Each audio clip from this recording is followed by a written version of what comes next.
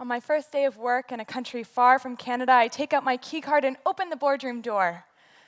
I'm dressed well, but not in designer clothes. I'm one of the only women in the room and one of very few Caucasian people. I'm feeling uncomfortable. I don't have the financial security to buy the clothes other women are wearing. I'm looked up to, though, because of the color of my skin. Finally, the board meeting is about to start, and a national male colleague leans in and says loudly, "Kelsey, you're too pretty to be at this meeting. This business meeting should only be for men." And the room breaks out into boisterous laughter. The other women are silent and keep their heads bowed. I was raised in a town called Aurora. I loved Aurora, but Aurora had one major setback for me. Most of the people I was surrounded with were the same. Same language, culture, norms, socioeconomic class, family structure, Christian or Jewish, and all of my friends were high achievers. I didn't even know that Aurora had a food bank until I was in third-year university and specifically looked for it out of curiosity. Growing up, I believed my worldview to be broad. After all, I had traveled with my family and I was learning French in school. But my perspective started to change when I lived in a rough part of a massive foreign city for the first time. In this city, I interacted with people living in extreme poverty, and I perceived the plight of people living in the streets, surrounded by litter and always lightly coated in dust and dirt.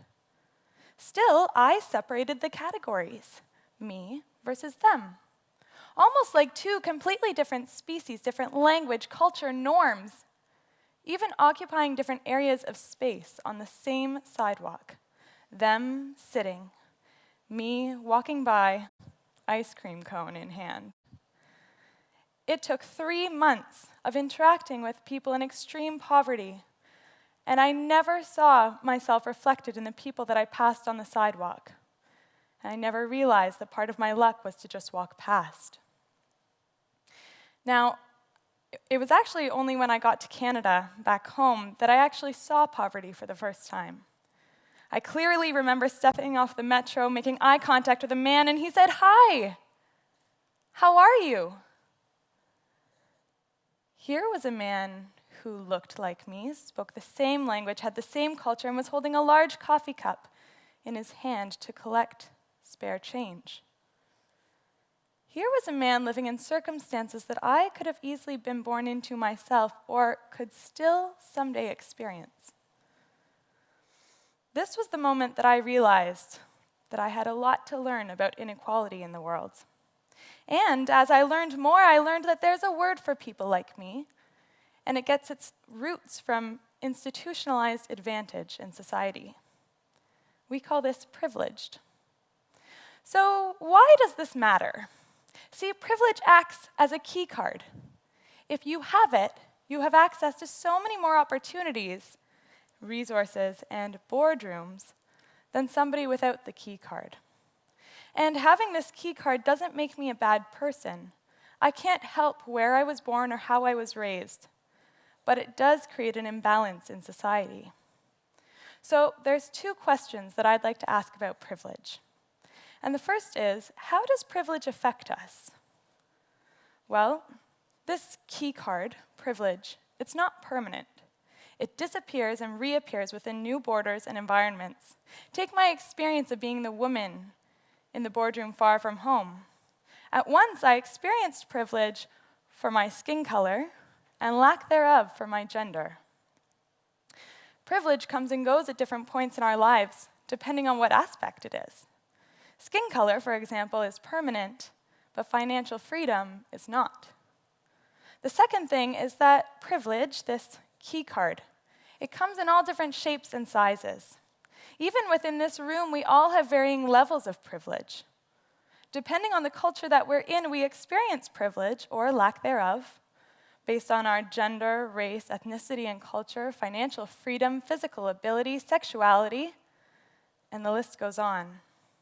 At the core, privilege is all about having access to opportunities and resources free of inhibitions that allow us to achieve success within the institutions that shape our societies. So this leads me to my second question. What do we do about our privilege? Well, I can't help where I was born or how I was raised, but I am living in an unequal world. We are a team, and as my friends and colleagues, I'd like to ask you to help me keep my privilege in balance.